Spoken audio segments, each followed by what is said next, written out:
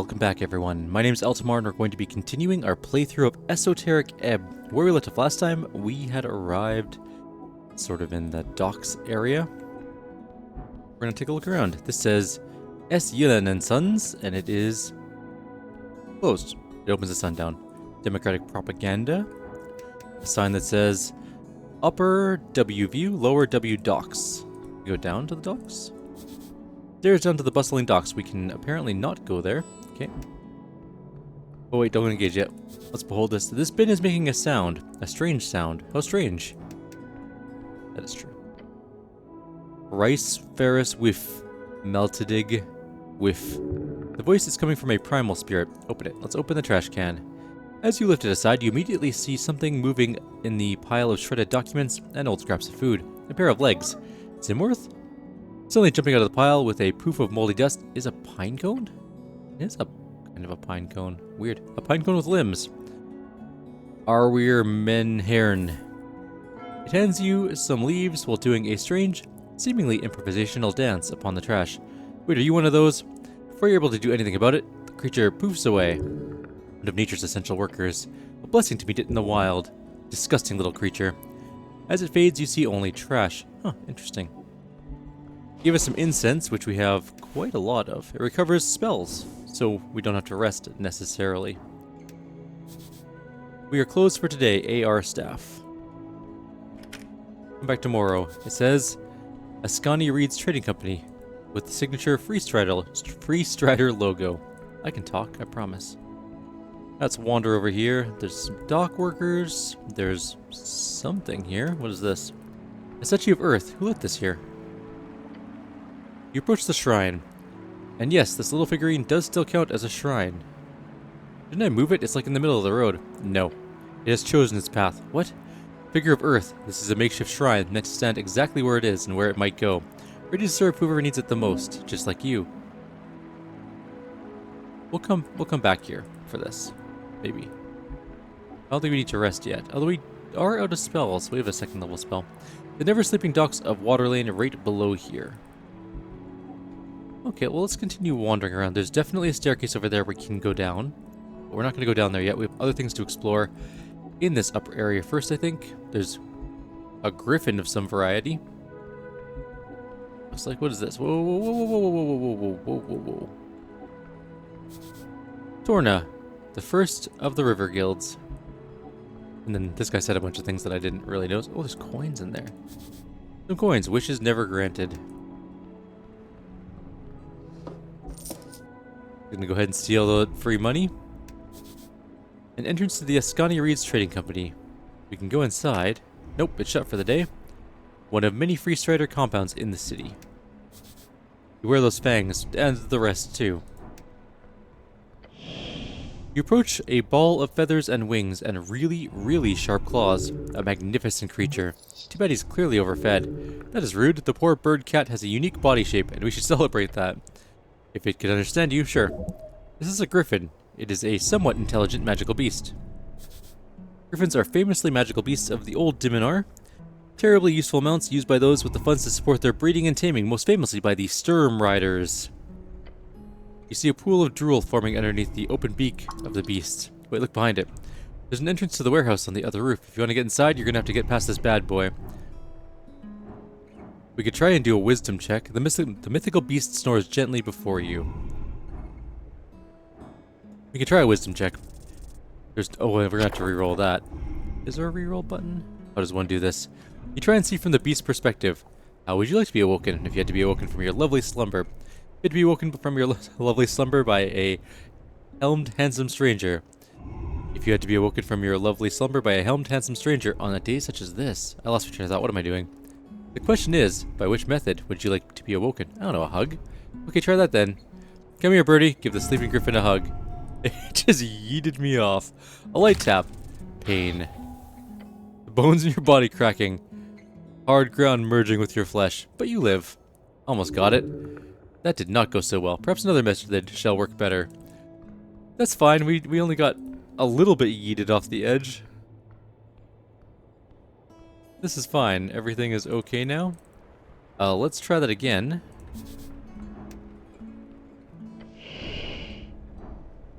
We can't do that one because our DC we got slapped. Let's attempt to sneak past it. Dex 17. No, let's not do that. What if we pet the beast? Oh no, we're gonna get knocked off the edge again, aren't we? You go in and whoop, a light tap again. That one's way worse. All right. We should probably stop getting knocked off the edge. Did we save before doing this?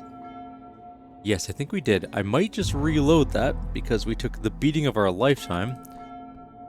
Did I already get the coins out of the fountain? It does look like we did. We only took the first hit. Okay. So far. Let's sneak past it. Let's just try. Oh my god, we succeeded. Huh. I did not expect to do that. You take a deep breath, then you take the first step. You carefully navigate to the ledge of the roof. One wrong step and you fall. One wrong step in the other direction and the bird will slap you off. But you take a deep breath, and as you make it to the other side, start walking away.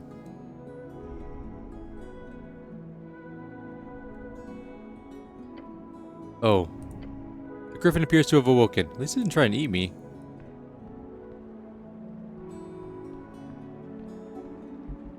Okay, there's a box here.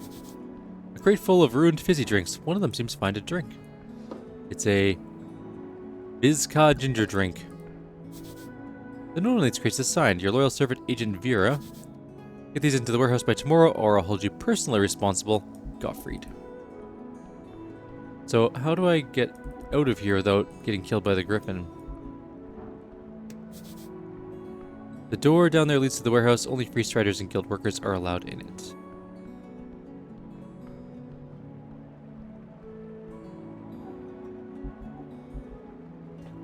Sorry, I sneezed for a sec.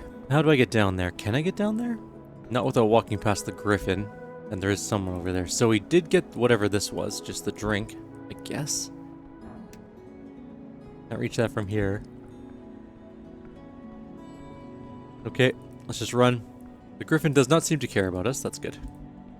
We can't go into that building. Let's go up top. This says office of Snur Appeldent.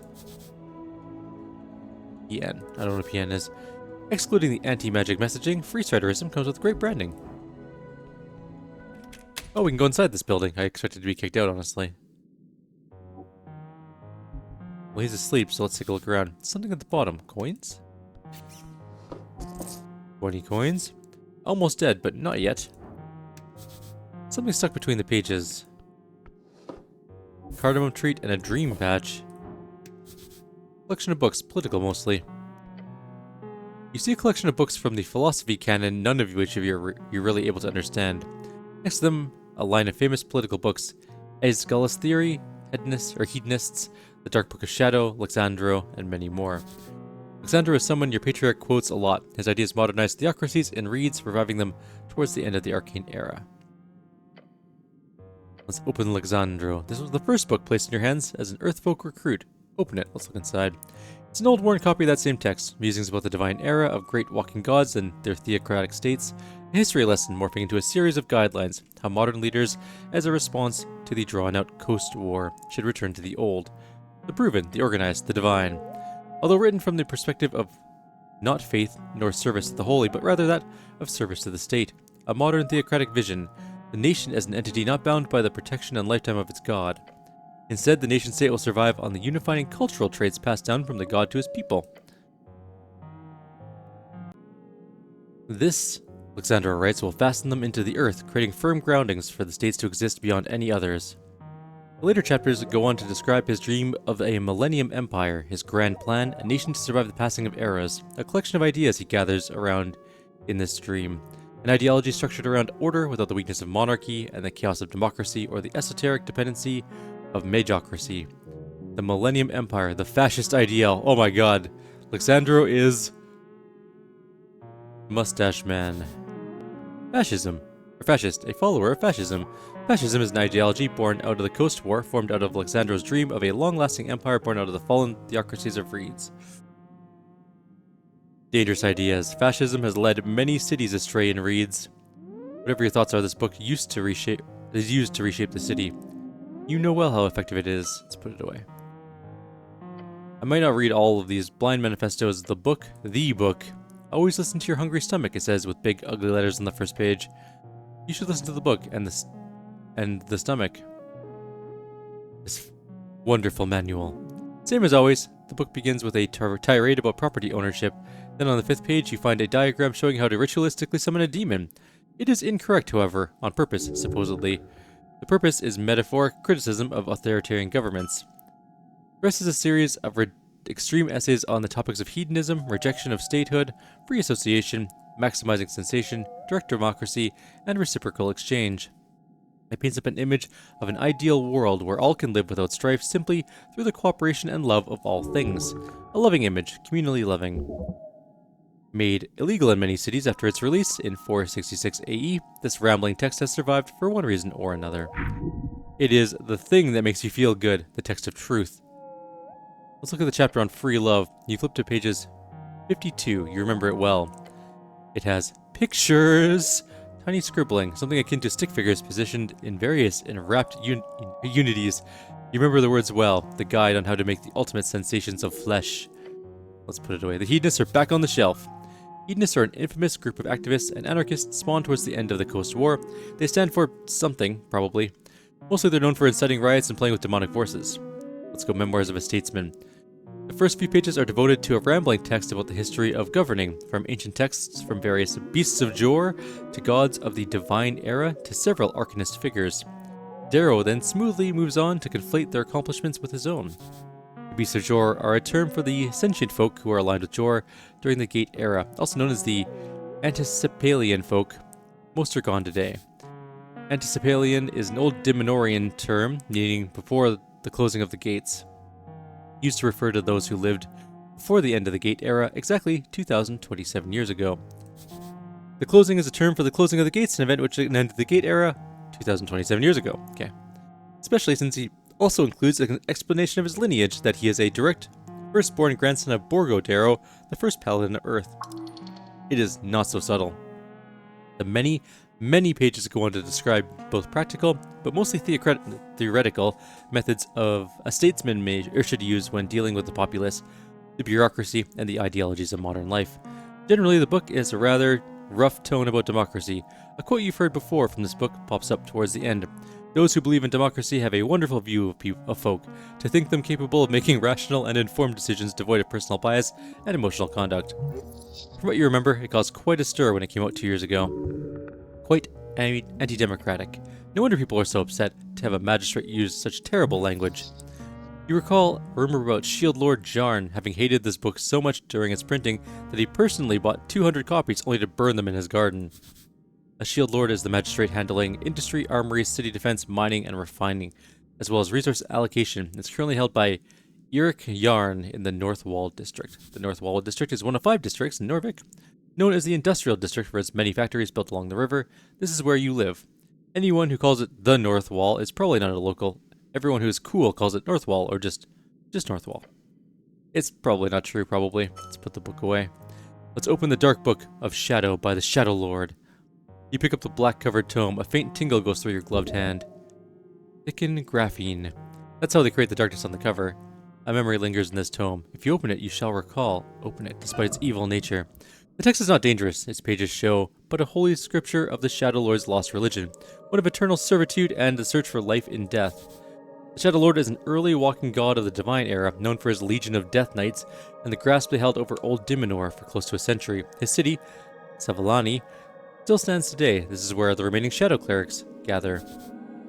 Savalani is the 3rd biggest free city in Reeds, known for their divine roots, naval expertise, and vineyards. One of the few cities that retain a religious base during the Arcane Era. However, you remember it well. This was the first book you were ordered to study as punishment for your idiotic behavior at the towers. You remember your first journey towards the esoteric. Let's recall it. Nat 20, nice.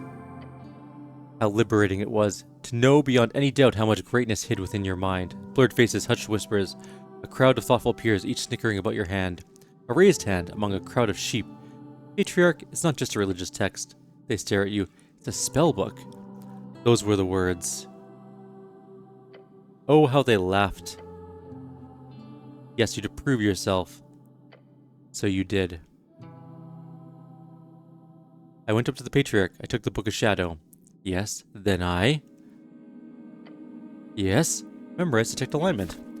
You memorized it on the spot, then you cast the ancient spell, once used by the Death Knights of the Shadow Lord to subjugate and control the minds of his people. A spell that is, despite its first level, not learned by most clerics until they grasp the intricacies of higher tier casting. Everyone was left stunned by your excellence. To not only master such a spell, but to do it in seconds instead of days. That moment it was yours. From that moment you marked your place at the towers as the greatest spellcaster, the greatest talent among them all. However, as always, the weak fear the strong.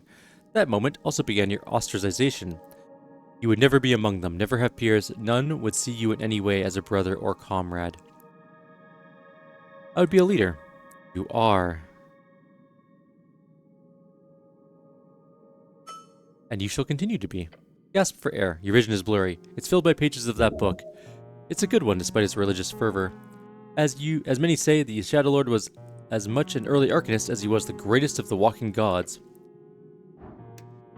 Let's behold Snur Appledent. It's an int check, so we actually have we have a terrible int roll, I guess.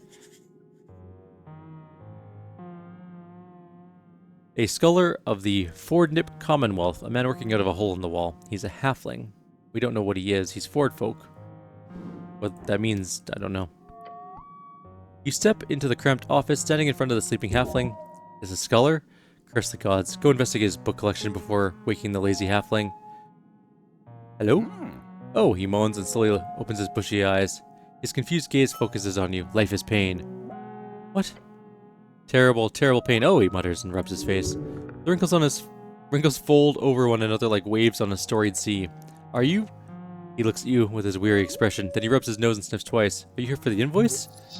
His words come out in typical Fordnip accent. What? The invoice. I don't have an invoice. Not for you, at least. You don't? Oh, hold on. I've already paid that invoice. You're here for something different. I'm exploring random buildings and yours was unlocked. So you're a trespasser of benevolent intent? Curiosity is absolutely vital for keeping the old brain in motion, so I commend you, cleric. I am Snur Appledent, he says, and bows his head in the chair. Scholar of Fordnip University, in dedicated service to the progress of AIS. What is AIS? Alignment Intent Studies. Primarily my expertise lands on the topic of alignment, and its many historical and contemporary applications. Some bullshit, I will tell you. These days, I mostly deal with other forms of study, specifically around this office here on the experimental technique of psychoanalysis. What kind of magic is that? Not magic at all, though there has been some detect thoughts involved at some points in the development. It's a form of mind healing, as they call it. I'll be one to call it support instead. It's essentially the idea that the mental present is shaped by the mental past, and that, through dialogue over unreleased unconscious ghosts, can be vanquished. And you just cast a healing spell? If only. The mind is sadly a bit more complicated than that, to the point where even the great arcanists could not make proper mind healing spell, so this technique makes up for it.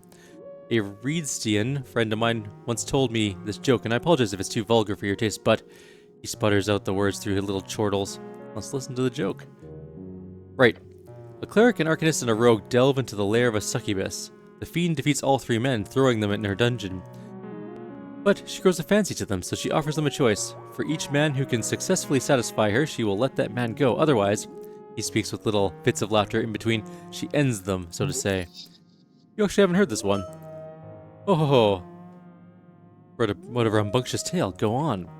So, the three adventurers debate in which order to go. Eventually, the rogue and arcanist decide that the cleric should go first, as he is a virgin and will be least likely to increase her standards. The cleric, being divine and so on, prays to his god, and goes to the fiend's bedchambers. He comes out 10 minutes later, completely unharmed, and gives a thumbs up to his two friends, who, of course, both feel a great sense of relief. The arcanist goes in next, confident and arrogant. If the cleric can do it, the fiend must be easy. Within minutes, his bones roll out of the bedchamber entrance, and the man having been incinerated by hellish flames. The rogue is horrified, but he realizes, obviously, the arcanist overestimated his abilities, so he carefully enters the bedchamber, ready to put every ounce of effort into it. Less than a minute later, screams erupt from the bedchamber, and the rogue's lifeless corpse falls out of the entrance. The cleric prays for the souls of his comrades and gathers the remains for a burial. The succubus steps out, smoking a cigarette. She tells the cleric, "My, your friends were truly terrible. They were just fumbling about down there. At least you managed to touch it a little." To which the cleric responds, "You are truly an awful creature, and I will pray for your presence to be exorcised from this plane of existence every day until the day I die." Then, before he walks away, the cleric also adds, "Oh, but I did heal that horrible wound you had between your legs. Hopefully that makes you less evil in the future." Oh no! He sealed her nether region shut with magic. I laugh hard, I get it. The halfling chortles loudly. My kind of humor, you might say. In short, you can view the succubus as an evil in the world which religious fervor would pray to repair. However, such reparation could often lead to a not-so-optimal path. Done laughing. Or, most simply, you could say it's a basic allegory for alignment itself. The cleric meant well for all its intents, but his actions cost the lives of both of his comrades. Is that evil or is that good? And so on. Either way, psychoanalysis, yes, that's what we're talking about. It's about your feelings, thoughts, memories, choices you made, things that have happened to you. Did we miss any clicky things? Like for succubus? Apparently not. Okay. They can bog you down, so to say, and that goal in my clinical practice is to root out that in my patient's mind and help make them aware of repressed negative baggage, if you will. So one can move forward more speedily. I don't have any repressed negative feelings. A bold claim, but it's not the only thing I work on here. I am currently exploring the dream of anima animus. That's something to do with masculinity and femininity, based on Cividix's ideas. A dream of man and woman. What a pervert, you like this guy. You explore men and women? Poor phrasing, but yes. Beyond that, I also focus a lot on my own unverified theories. He slaps his knees and grins. The folk spirit. Have you heard of it? Sounds like a collective folk view on morality. Is that some kind of unified moral or ethical code of people or culture? No, it's... He leans back and squints. That's not exactly actually that far off. You got a head on you, cleric. The folk spirit is the working title for my new thesis. Most of it, if you excuse my Enurin fucking bullshit. Enura, a fancy name for frog folk and toad folk. You've heard they don't like those terms for some reason. But in short, it's about how each folk share a number of core communal archetypes or myths. I've traveled around the coast to collect as many tales, writing down thousands of stories previously only passed down orally. All to see how well my theory holds up in the minds of so many folk. He clears his throat and leans back in his chair. Apologies, I'm ranting here. Let's put a stop to it. What do you want, cleric? You give me some mind healing? Of course. I am, however, a bit swamped in work right now. I'll get you booked a slot. I'll have some time after the election. You should come visit then. Okay, I'll do that. Great. I've not had a chance to hold dialogue with a cleric before. It'll be interesting. Truth be told, I'm very overworked, and I'm struggling with a certain topic. He makes a noise that might once have been a cough. The old man is frustrated. He's trying to avoid even thinking about it. What? I'm focusing on a specific idea of the Cividix. The idea of two opposite faces of your ego, masculine and feminine. But I just can't seem to get past a certain obstacle. Explain. You see, there's a work called Book of the Mind. It is, in my opinion, Cividix's masterpiece in the figurative sense. Like a secret book hidden deep within the dungeon? Oh no, I own several copies. There's a rare edition of this book which contains a rumored so-called final foreword from Cividix himself. In this foreword, he apparently reveals a revelation about his categorization of the psyche, specifically on the topic of gender. Truly eldritch knowledge. Might be nothing, but it would be highly interesting to get my grubby hands on it. He leans in and whispers, and more importantly, it would bring me great pleasure to know how much Cividix would be spinning in whatever Zenian mass grave he's buried in if he knew a halfling like myself was pioneering in his footsteps. Haha. Understandable, you guys are pretty weird. I might be, but most halflings are quite boringly normal. He leans back in his chair. This final 6th edition of the book was only printed in 10 copies. The publisher then hiked up the price in order to sell it to collectors. The collectors have then spent the last 3 decades using these copies as a form of investment, making sure to keep the content of that foreword a tightly guarded secret. How terrible. A scholar's word should be freely available. Nothing's ever free, even if it is free. So what, you want me to find this rare book? He nods. I drank a bit too much the other night, and in my desperation I paid a diviner to cast a locate object for me. I didn't expect anything, and it was very expensive. However, she actually found it. A copy of 6th edition Book of the Mind is here, very close to Waterlane View. And she even told me the exact direction. He points to the floor, about 40 meters, straight down. It's in the city below. Yes, exactly. And you trust this diviner? Well, trust might be a bit of a strong word, but she was connected to the Free Striders, and while they are ruthless capitalists, they would not keep a scam artist around. Or if they did, it'd be very funny, of course. Meters? Right. That's something like 100 feet, 150 maybe. I like meters more. Sorry, the diviner was a Free Strider. You know how they're like in reads? Silly decimal people. What was the name of the diviner? Lisa, I believe. He sniffs. She used to have a hut on top of the Free Strider building. It wandered away, I think. Oh, okay. She seemed kind. I hope she stopped working with those fucking parasites.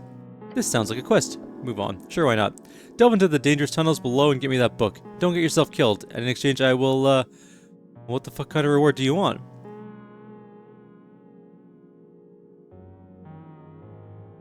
I want you to heal my broken mind. Impossible, no one can fix another's mind. I can promise support, but no guarantee. Choose something else. Do you have a magic item or something?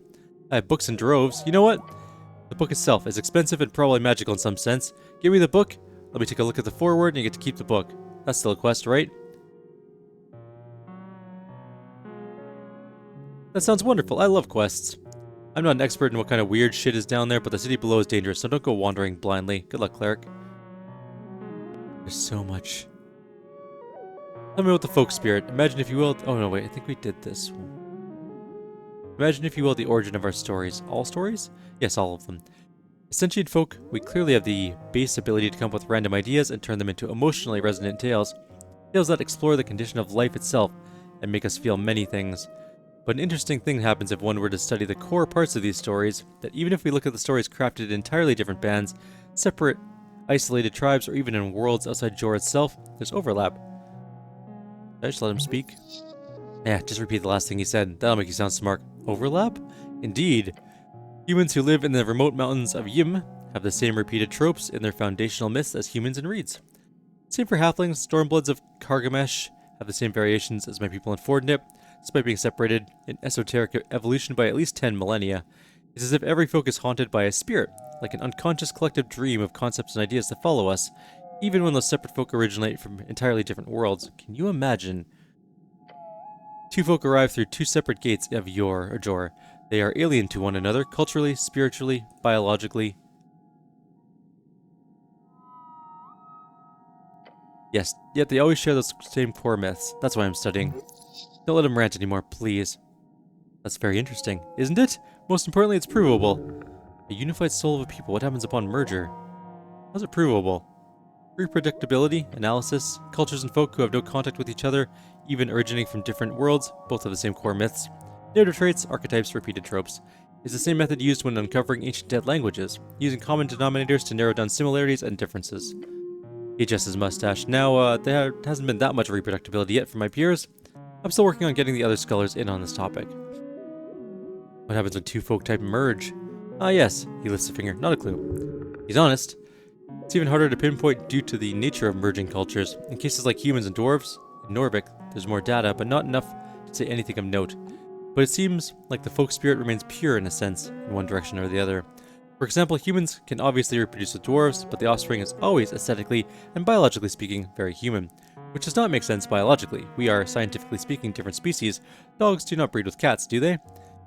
The same effect can be seen in most functional folk mixed breedings. Logically, it should not be. Evolutionary adaptation dictates the creation of a mixture, not a one-sided creature, so it's theorized to be some type of powerful esoteric effect that allows the reproduction to take place. In the scholarly community, we call this the OSO, one-sided offspring. But doesn't that mean dwarves would eventually stop existing in Norvik and just become human? That's a good question. If two people live alongside one another for a long enough time and they reproduce with each other equally, the offspring are all aesthetically human, then yes. Eventually there would be only one people, and it would be people who look human. However, there's a much bigger factor in charge here. That is the elusive and enticing topic of mating preference. There is not much proven data I can point to, but if you would allow me to speculate, then I would say that only a minority of the population of any tribe will ever have strict preference for mating outside of that tribe. Without a basic assumption like that, I do not believe the tribe itself would remain intact enough for a civilization to emerge. So in that case, of dwarves and Norvik, I do not believe that two tribes can ever truly merge. Cooperate? Yes. Cohabitate? Of course. Even mingle and date and crossbreed? Absolutely, why not? But merge? No, impossible. Of course, this assumption ignores the OSO effect, so feels a bit crackpotty. Take it as you wish. You know a lot about this topic, huh? Once again, I'm afraid this is all coming from experiments performed by arcanists, horrifically so. So one side is always dominant, huh? Not biologically speaking, but esoterically, yes, objectively so. There's a list of this hierarchy in some textbooks, but it's a pretty taboo topic, as you might imagine. And you think the folk spirit follows the one-sided offspring? Maybe. Haven't done enough work on it to say anything for sure, nor have I been peer-reviewed. Nor am I a very sane or stable individual. He grins. Is there a folk spirit that's better than the others? Better means nothing. There's so much weight to be put on making one greater in some perspective than others, and it's just a ridiculous game of dick swinging. Of course, I also hate this horrid idea of every culture is amazing and wonderful, and, you know, everyone is holding hands and dancing together? No. Every culture is equally terrible, but they're all specialized. These symbols we produce are clothed in meaning based on lived experience. A human living in the frozen tundra will derive and require much different practical uses of the core myths than a man living in the harsh deserts, yet each of these folk has its own fundamental traits that these symbols represent. Interesting. It is a lot of junk with some nuggets of gold, that's much I will say. I think I understand now. I think you got something cool cooking here. Oh, do you? He gives you a quick nod. I would not spend my old age here if I did not agree to you in some deep sense, he sniffs. Thanks for listening to my rant, cleric. He has so many things to say. Tell me about alignment. I wrote my masterpiece on the subject. That should account for somewhat of an understanding of the subject, but not enough, never enough. He sniffs. Can you change your alignment? Of course, any creature is capable of leaning in the axis, depending on their day-to-day actions. So devils are just lazy then. He scratches his head. Bit more complicated than that. Look. Like all things, it's messy. Let's say you're lawful evil. I'm not. Sure, but for the sake of argument, let's say that you are, hypothetically. But I'm not. A moment of silence for the halfling scholar seems to indicate that he is contemplating whether or not you are capable of entertaining hypothetical reasoning at all. Which from your statements here, you are at least very much indicating you are not. Let's pretend you are. You find that being labeled as evil is bad for your business or your work prospects as one might. So you choose to donate a very large sum of money to a charity which will inevitably help thousands. You might even save some lives with those spent coins. I'm such a good guy. Of course. In this case, you performed an objectively good, selfless action for evil or selfish reasons. So what happens next? He points at you. Nothing. Nothing, but I did a good thing. You remain lawful evil. But let's change the parameters. Instead, you're a lawful evil man who genuinely wishes to repent, to pay for the many evil things you've done in your life before. This man performs a selfless action with the intention of selflessness, then all of a sudden, it will begin to shift in his alignment. Intention is all that matters? Yes. This effect has obviously been studied for centuries. It's aptly named Alignment Intent Studies. I personally received my scholarship through studying delusional intent. We gathered a large amount of very mentally unwell people, mostly from prisons and post-war reads, who truly believed in a very different worldview than most others. For example, this one man was certain that he had to kill his fellow man, or the world would end, one murder a week. An extreme delusion, however, any detection spell showed him to be neutral good, and he felt terrible about all the murders he had committed. He was not selfish, in fact he was more selfless than most, willing to perform acts that horrified him in order to save us all. The objective outcome of his actions mattered not, no matter the outcomes of the actions of a person under a charm spell. So what if you're not smart enough to understand your actions? That is what we call the sentience line. It's not exact. Animals, for example, are true neutral by default. Any that is not a pure beast, but rather affected by esoteric forces on some level. That's the theory, at least. But imagine a man who loses enough of his mental faculties to be considered a beast, no longer living in a world of good or evil. Let's say he was chaotic good beforehand. What happens to his alignment? Does he suddenly turn true neutral, or is he stuck at chaotic good, or does he somehow slide towards true neutral? Because that's another thing. There is no known way to perform a neutral action. All actions are either some level of selfish, selfless, lawful, or chaotic, on a wide spectrum. You can never just move towards the center. It's just not allowed. How do you end up with your alignment to begin with? Are you born with it? No. All creatures are born true neutral, and all reported metrics show babies are unable to perform alignment shifts until the age of about 3 to 7, depending on the folk. But interestingly enough, it's shown that most people will only perform 1 or 2 alignment shifts in their entire lifetime. He scratches his cheek and sniffs a couple times during adolescence. After that, less than a tenth of the folk will ever shift again, and that is a fairly substantially verified data as well. Essentially, despite having free will, folk will always lean towards the natural behavior over time. So we're slaves to our natures. On a broad scale, when looking at the data, yes. But it was Civitix who wrote, "There is no honor in branding a naturally selfless man as good. There is all honor in a selfish monster receiving the same title. Remember that." What's the difference between alignment and personality? Not too much correlation on paper. Studies on personality show that there is an overlap. Conscientious folk tend to be more lawful, neurotic, and open folk tend to be more good to a minor degree. We're talking about still unverified and very minor correlations. Wait, does that mean everything I do is branded as good, evil, chaotic, or lawful? Even this? That I'm saying right now? In a small sense, yeah. The very act of speaking, no matter what you say, will always give you very small points in any direction, although, could you imagine trying to keep track of it all? That would be insane.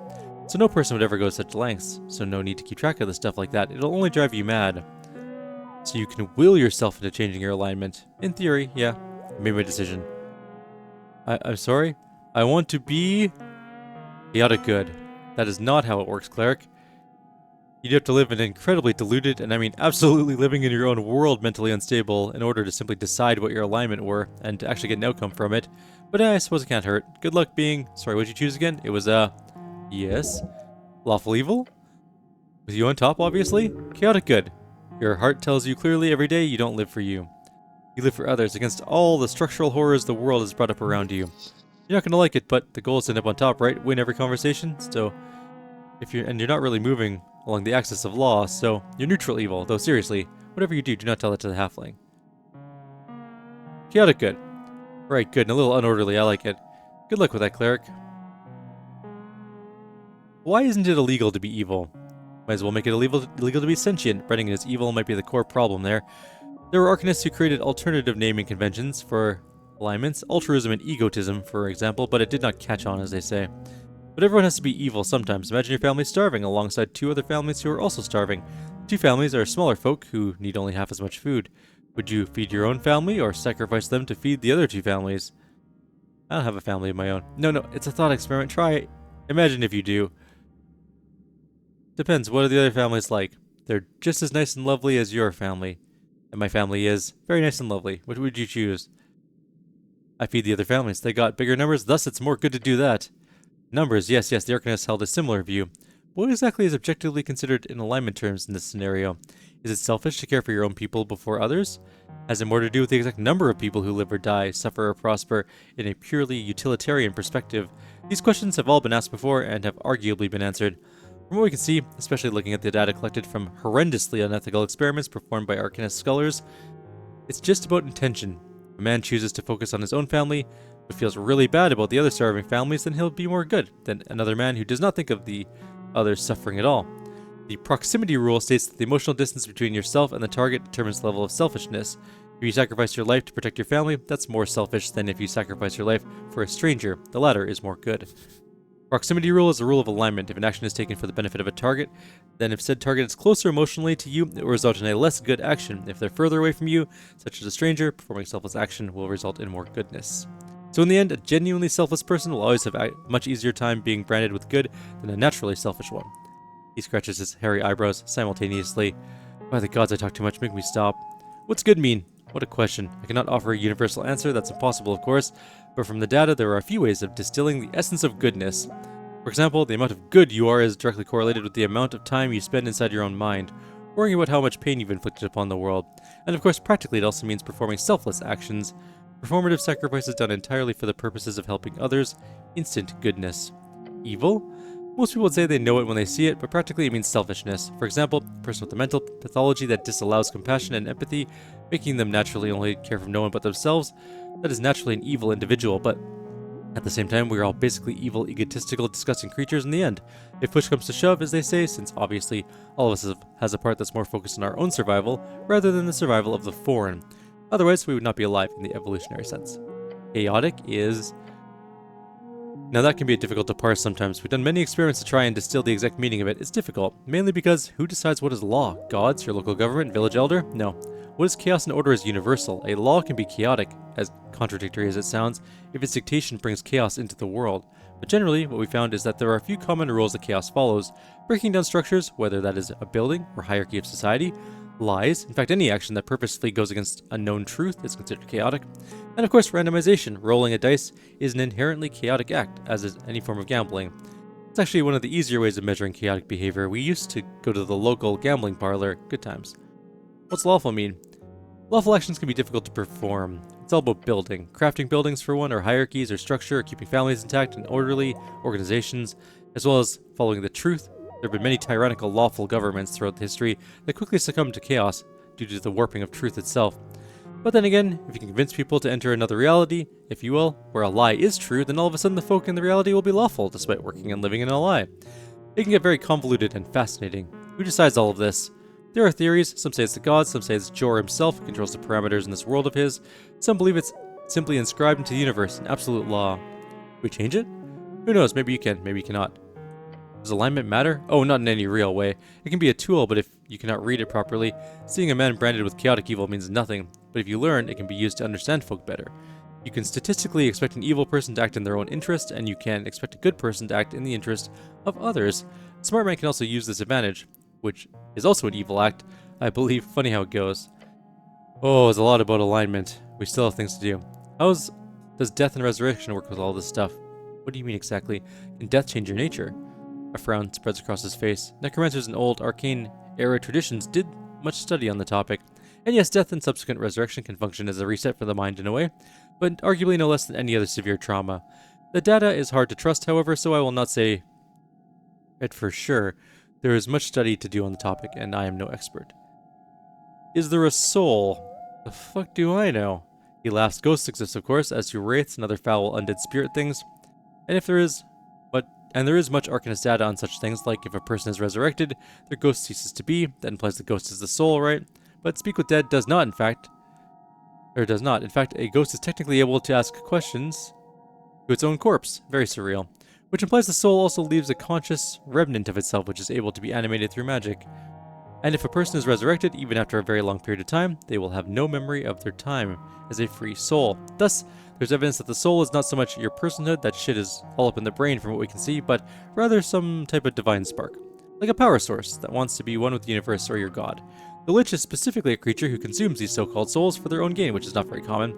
Destruction of that magical spark is, of course, a horrid crime of metaphysical levels, since resurrection, rebirth, or unity with one's god is impossible at that point. But then again, back in the day, it used to be common for mortals to sell your souls to various devils or aberrations. You're saying I should sell my soul? I suppose the more interesting question to ask is, do you even own your soul? And who are you in relation to your soul? Did one spontaneously resurrect themselves? I've not heard of such a thing, but why not? Got other questions. Why don't you use your magic in your mind healing? It does not work. Not the greatest arcanist could invent a spell capable of fixing mental unwellness. If you happen to find a cure mind spell, you would make a fucking fortune casting it on rich people around the coast. Although, just the thought of such magic gives me a sort of ontological nightmare. What does it mean to have cured mind? Did Jor or some outside god at some point decide what constitutes a wound of the mind, in the same way suffering is used to heal wounds of the physical? Pain equals negativity. That is universal. Universal indicator of the negative. Yes, when you heal a person, magic itself targets the source of the pain, as a sort of bullseye for reverting any harm, no matter the source of the specific biology of the person. But what if one suffers from night terrors caused by horrors of the past? Should a mind heal spell remove your ability to have night terrors, or should it remove the traumatic source from your memory, or simply lessen your mental ability of neuroticism? Could the latter lead to society without neurotic people? Would that also dampen others' fears? What would Jor consider to be a good level of negative thoughts? Sends my mind spinning. No negativity should be allowed. Everyone should be happy. I know of arcanists who expressed similar sentiments. Of course, I'm just like them. A genius before my time. The halfling leans back a little. Oh, I've changed to arcanist. Apparently. You are no longer an Asgalist. Instead, you are now an arcanist. I gained 100 experience for changing your political stance. No, the mind requires another method. One I and many others are attempting to untangle. We'll see if any of us are even remotely successful in this brain bullshit. What's love? Love, he lets out a frustrated groan. Pure calamity. Deadly and destructive, its nature is perverted and foul because it is a complete surrender without idealization. To love is to accept, without proof or demands or conditions, this complete surrender to another. Ridiculously risky. That's more fucked up than you are. You know a lot about love? Sure I do. My wife would certainly attest to it despite my horrid nature. And the familial love is close to my heart as well. My 2 boys are my most prized works. You have a wife and kids? Yes, but nothing we need to talk about. Private life is private, and so on, he says with a laugh. He does not wish to speak about this, not one bit. His personal life leads a twinge of pain in the crease of his eyes every time he thinks of it. Oh, this Sculler's got one hell of a messed up family, then. Don't push it, he won't talk, nor is it interesting. So I shouldn't love. He shrugs. If you can, yes. Of course he should not take such a risky bet. Then he takes a breath, calming himself down for the punchline. Love is a completely unpredictable and dangerous encounter, and I have yet to meet a sentient folk which is not afflicted by it, and interestingly enough, I see no difference. It's all universal. Elf love, halfling love, devil love. Elves are scary primordial overlords of their forests, rare in Norvik, but they got their hidden roots all over Escan. True love is always irrational. It's finding the perfect inside of the imperfect and falling entirely into it, swallowed by it. Some folk might act out in different ways, depending on their communal nature or biological urges, but if you're one of the few who do not need it, good, be happy. If you are not, then good luck, and may God bless your soul. May the gods bless your soul. What did you know about the tea shop, the one that exploded? Oh, horrific. He gestures wildly towards the rocky wall. Shit started shaking. It was as if the red rock of Tolstead itself was cracking for half a second or so. So you were down here when it happened? Yeah. I think I was asleep, but the sound woke me up. Did you go check it out? No. Someone told me later what it was like. I have work to do here. Did you hear anything about it? Rumors? You should not believe rumors, cleric. But yes, I did hear some nasty stuff. Some people seem to think the owner did it himself since he's missing. Others think the city did it since they printed a clear lie in the post. I also heard people say the Asgalists are responsible since it was their hideout. Or the Free Striders did it for the same reason, blowing up Asgalists' opposition, and so on. It's all bullshit, of course. Don't believe the rumors. What do you think happened? He shrugs violently. Got some more questions. What are you voting for in the election? I'm a filthy Asgalist. Good choice. It is an acceptable choice. The green banner is flown in a strange context here in the Republican wet dream of ours. Asgalism is supposed to be about abolishing the entire structure of hierarchy. That history is driven by the economic struggles, specifically the clash between classes. Asgul's end goal is classless, stateless society where everyone's equal. But looking at the Norvikian Asgalists, it's clear to me they long ago let this goal slip past. Look at them. They're shaking hands with the establishment, trying to find a peaceful solution, they say. You want a violent revolution? He frowns. Look. The halfling mutters, genuine change, true change, needs a true revolutionary break with the existing order. There's no doubt about that. Incremental reforms, small changes within the capitalist system will always fail to address the fundamental contradictions and injustices. My time in Reeds has made that clear to me. But always be wary of simplistic utopian visions. It's a path covered in corpses that leads with blind idealism. So I will vote for this social democratic compromise, this handshake with capital. Then I'll go home and piss myself and die, dreaming the next generation will have answers I do not. I hope the next generation votes for violent revolution, he grumbles. Now we're more of an Asgalist again. Don't be too eager to deal out death and judgment, because these truly fascist regimes do not warrant death, but because whatever force would be strong enough to dismantle them would be so powerful that we could never trust them to create a perfect realm without opposition. Not even Asgal could do that. And yes, even the revolutionary free striders are fascists in a deep sense. How do you think they got their start? Through the coin of those who profited from the great suffering of old Dimenor, in the Coast War, and the grinding of the flesh of humanity. I think we already read this one.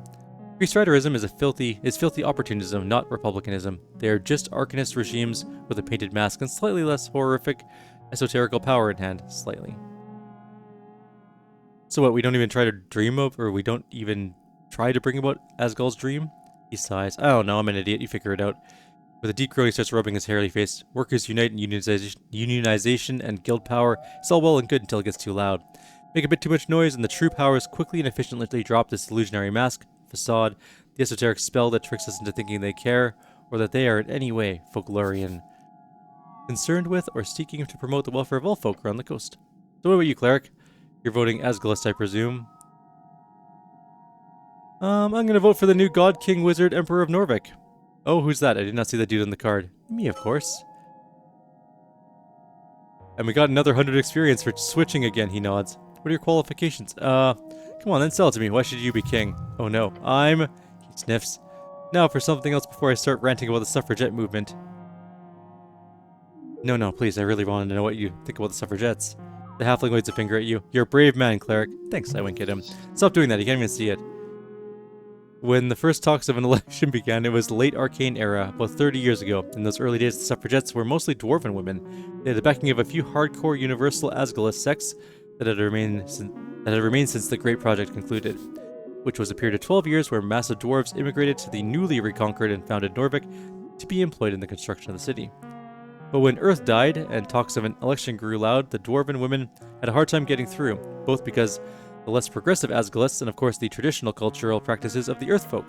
So the movement didn't kick into gear properly until, of course, human women decided to join. Oh boy, those are scary. Tell me about it. Mind you, this was after almost 2 decades of dwarven women pushing for universal suffrage. Within just a few years, with the voice of angry rich human women yelling and writing and protesting, the Palace Patriarchy gave in. That's the history lesson. But here's the part I'm fucking furious over. What? Those rich human women, do you know what happened to them? He waves his hand. I'll tell you, many of them are today's fascists. Can you imagine? They run an incredible campaign in order to get the right to vote, to break their chains of oppression, piss off the tyrannical men, smash the patriarchy, and so on, all to throw their lot in with the very same traditionalist ideology. An ideology that clearly wants to, well, of course, also not just having any voting going on at all, but specifically not to allow women to vote. I don't understand women. Well, 2 greasy men are not going to figure it out exactly, but it won't stop me from thinking about it. A part of me thinks it has to do something with, or some type of opportunism. There are women whose time in the spotlight ended once they won the right to vote. Suddenly their entire platform of activism disappeared overnight. But even still, why nationalists? Perhaps there's some, if you don't mind me speculating wildly, some type of perverse psychosexual thing at play here. highly misogynistic statement. He should do better. Or simply a question of class. It probably is, yeah, probably.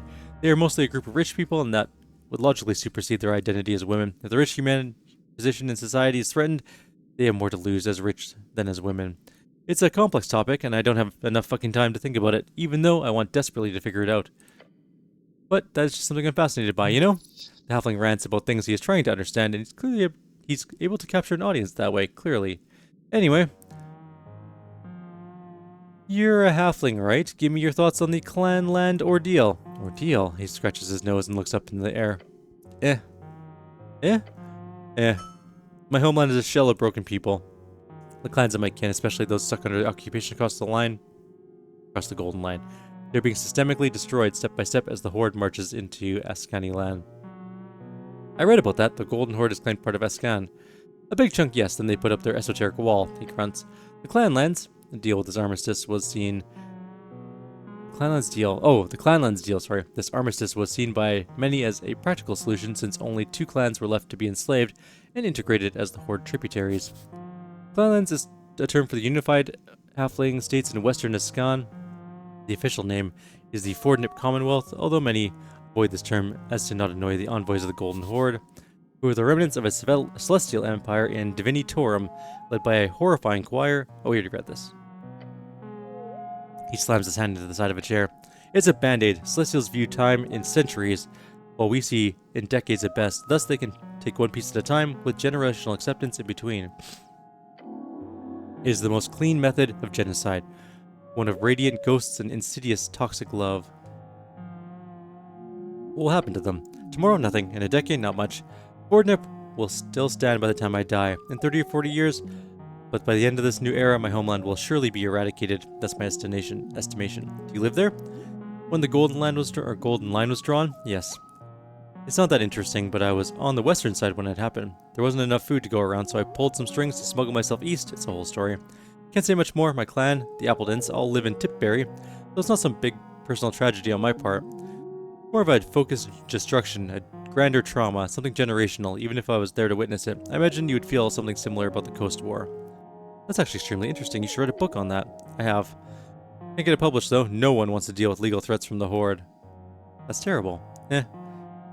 Isn't there a resistance to Fordnip? Of course, it's a whole damn mess. Ignoring the actual guerrilla resistance west of the line, there's been a massive rally around anti-celestial sentiment in the east. They have attempted sanctions with Norvik, VK, and even Ilium backing. VK is Dwarven slang for Vizca, as if it needed to be shortened, which is Dwarven cities in northwestern Ascani, also known as the Vizca Kingdoms. Vizca? Maybe it's Vizca. There's even been coast-spanning outreach all the way to Kargamesh to build some type of coast-spanning halfling coalition. Nothing works. The Horde has a finger in almost every trade port. They own land and hold strong ties to every regime. Even Norvik has not officially backed their neighbors. Without Earth, and with Lady Fair not so existing, they are, as the kids say, it steamed. The kids do not say that. As you can imagine, the halfling population of the Hills is not too happy about this, but what can they do? Hills is an unofficial district in Norvik, basically the halfling district. An Asgal victory might change things, but the Free Striders are in the Celestials' pockets, as are the Patriarchs. So yes, there's a resistance, but as of yet, there's no practical way out of this frog being boiled, I'm afraid. He's correct, the Golden Horde is performing impeccably in this geopolitical play. A great tragedy for this small folk to be crushed beneath a radiant fascist boot. Why do they want the Clanland so badly? It's a basic resource conflict. Oh, Amber, you know Electrum? I've heard that Fordnip has a bunch of mining operations. A big fucking understatement. The Commonwealth is the only reliable source of amber for the many, many esoteric use cases. Spell storing, item crafting, consecration, esoteric attunement. It's an extremely useful material, a powerful one. So it's really no wonder the Horde wants to expand their Golden Line. If Norvik was more reliant on amber as a resource, I'm sure they too would covet those hills. But trading with the halflings does not seem so different from trading with the Horde, at least not today. Are the Celestials influential in Norvik? Yes. They have a lot of soft power in trade mostly. The Horde ambassador is known to fling their contracts around like devil in disguise, mostly to stop halfling-owned corporations from operating without a major hassle. Any halfling would tell you the same. They likely don't care for tiny clinics like my own, but they will not stop in the material realm. They must go into the psychic as well. What?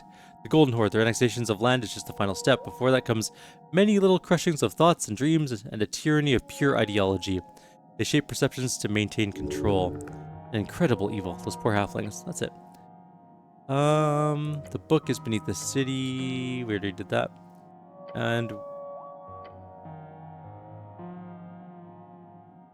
I asked him if he'd answer some personal questions. He said there's nothing too interesting there, and he sees no reason why we would investigate an old halfling with nothing good granted to the world. Please? He waved his hand dismissively. Fine, keep your secrets, old man. That's it. We will leave. That was a lot of comfort. That was a huge lore dump. And we're going to call it a video there because that was like an hour of lore. That's crazy. We did level up. We'll do that really fast here. How do we level up again? There was a button I pressed last time. There we go. We gain 1 ability score, 5 hit points, 1 hit dice, and some more spell slots. What did we take last time? We took Charisma, I think. We can take Charisma one more time and actually get to level 4. Like the +4 value. And then maybe in the next couple, let's go Intelligence again. That's not a bad idea. Okay. We're going to call it here. Like always, if you have any suggestions or comments, please leave them below. Otherwise, I'll see you next time. Take care.